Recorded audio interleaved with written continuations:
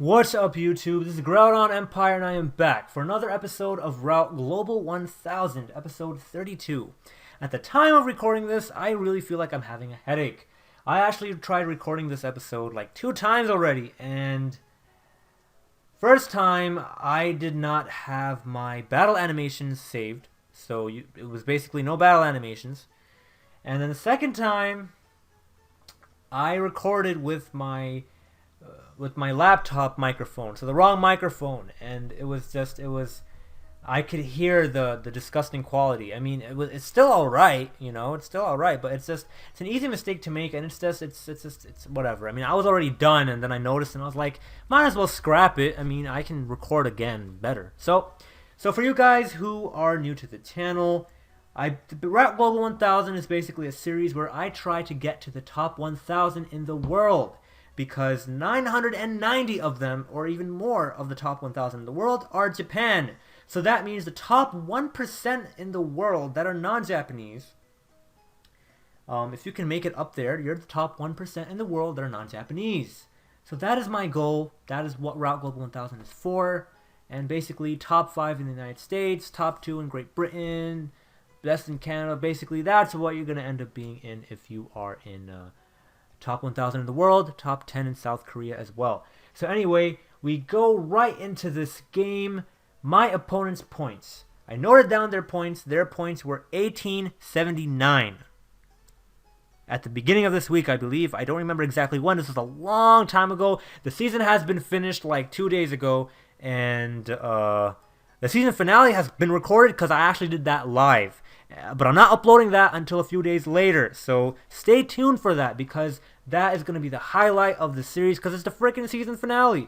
And I mean, there are other videos that are awesome that are live recorded, such as my double loss when I was at 1858. I believe that is episode 23. So if you are interested, episode 23, you want to watch that. Not that I won, but again, if you just want to see high level, whatever. So anyway, right now our opponent is 1879, and my points are 1782.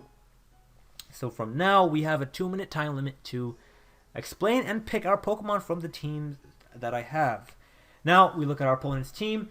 Our opponent has a team of, well, first of all, I want to get the rocks straightened out, because we all know I have a Stealth Rock Garchomp. So, Intimidate, who cares if it has Intimidate? We have an Arcanine, we have a Weavile, they have a Pinsir, and they have a potential Sashed Gengar. So what does that tell me? That tells me I want rocks. So I'm going to start off with Garchomp because it's Sashed with Stealth Rock. Now let's look at the rest of the team. No, not rest of the team. Let's look at what Blaziken brings to the table. Blaziken probably one-hit KO Umbreon. It probably can't. And Umbreon has Protect, so I don't want to deal with the crash damage. I mean, it's not reliable. Whatever, who cares? Umbreon, it's meh, it's whatever. I can take it, but then whatever. That's not a big reason for me wanting to bring it. I can take down the Gengar. That's nice. That's fine. Lantern gives it a huge problem because it can Thunder Wave and Scald, and Hydro Pump is a problem. Quick Attack from Pinsir annihilates Blaziken. Weavile is just, I mean, you can sneeze on Weavile and it would go. It's whatever. It doesn't really matter. I mean, it does, but it really doesn't at the same time. Arcanine, Intimidate, and Extreme Speed. Seriously, there's nothing I can do. It's probably Rocky Helmet, because there's no one else on this team that would be Rocky Helmet. So I am not going to be bringing Blaziken, but I will bring the Zapdos, even though there's a Lantern. I do fear I will lose this game, but you know what? I have to bring the Zapdos, even though there might be a Zapdos, Pinsir, and Lantern combo. And for my last Pokemon, I will pick a Azumarill just in case an Umbreon comes, and I can set up on it. You know what I'm saying? So, I believe that was all in 2 minutes. And without further ado, let's start this game. And you will see the team that I'm bringing in a second. And you see that team. So I did bring the Garchomp, Zapdos, and Azumarill. And yeah, so this game is starting. I do apologize for this super long introduction compared to the other past episodes, but I am doing this. I did not pre-record these uploading thingy-majiggies, these replays, so that's why I'm actually doing an intro as if it's live, so that's whatever. My opponent starts off, they use Icy Wind, and I used Rock Tomb, as I always do versus Gengar. You guys know this if you watched my past couple of episodes. But now that they lowered my speed with Icy Wind, I don't have a benefit. So really, my best move right now is to sack the Garchomp off, unfortunately, and right from the get-go, I feel like I am just, like, if there's a Pinsir and a Lantern in the back, it's a good game, you know. But I might kill this Gengar right now, so that would be great. But I do predict my opponent to switch into a Lantern, but I still go for the Thunderbolt because it's my safest thing to do, you know. It's my safest thing to do, even though Stealth Roll. Ah! What? So there's an Umbreon. Okay, so right now I'm feeling very confident in my ability to win this. I switch out into a Azumarill so I can set up a Belly Drum, and there might be a, what's that thing called? A Pinsir in the back, but I don't mind because I have a Zapdos, and right now it just feels like an extremely good time if I can just play it right. And I am faster than the Umbreon because Umbreon is like base 60 speed, and I have enough speed EVs to outspeed no speed investment base 70 Pokemon. Base 65 is relevant, but base 70 just because. So I outspeed this thing, and I go for the safe superpower, as you will see. Yes, I use a superpower because I am not missing. Alright, a superpower when it KOs this. Alright, and I don't have to deal with missing play rough. And another thing is that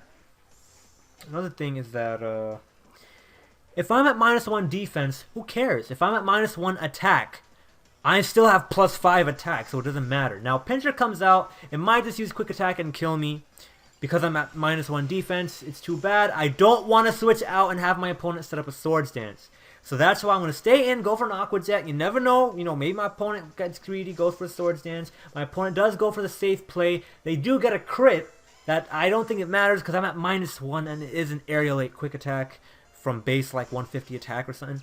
So anyway, go into the Zapdos, and I use the best move in the game. No, I'm joking. I use Thunderbolt, and my opponent uses Frustration. Did they really abuse? Did they abuse their Pinsir in game? Because how are they capable of utilizing a max power Frustration? And that is a max power Frustration because look at the damage that it did. How could they do that? Like they had to like use all the bitter powders, all the revival herbs in the world. Now, the opponent Zapdos does use Sludge Bomb. They do get the poison, but they don't get the crit, and because of that, we will end up winning. Unless we got super extremely low rolled, we would have lost. So that's awesome. So hacks, I avoided hacks this game, very important. Not only was I not hacked out, well, I was hacked, not really. Well, sorta, but I mean, I wasn't hacked out of a victory because I didn't get crit by the Sludge Bomb, and you know, I didn't get hacked from that sense. I didn't get hacked in the sense that I got extremely low rolled on that Thunderbolt. If it was even possible to get low rolled, that it would not KO the Gengar. I didn't get well. You can argue that I did get hacked.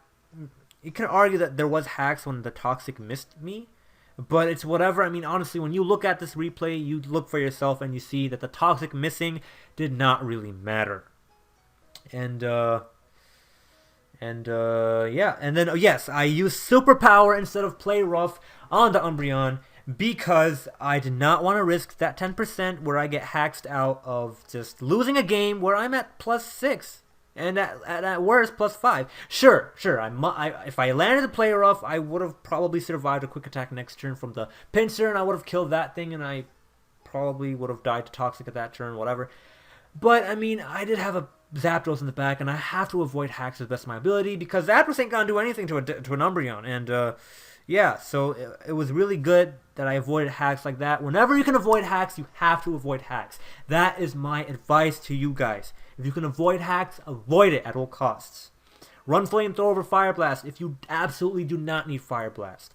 Do use Superpower instead of Play Rough if you do not need to use, you know, if there's nothing you really need from, like, if you don't need that defense or that, you know, attack to win the game. So, you know, use Superpower instead of Play Rough, etc., etc. You know, one of the past episodes, I used the Hidden Power Ice on the Mamoswine to lower its HP enough so I can KO it without using High Jump Kick from Blaziken, so I can avoid the 10% hacks. Avoid hacks whenever you can. My advice to you. Now, if you enjoyed this episode, this video, whatever, you know, click that like button, and if you like the content on this, or if you're excited, the season finale, because the season's already over. Season finale is in a few more days, and it's live recorded. And seriously, I hope everyone watches that. Like, that's going to be the best ever. If you are excited for that, make sure to subscribe so you know when it's up. And yeah, so this is GroudonEmpire. Peace out.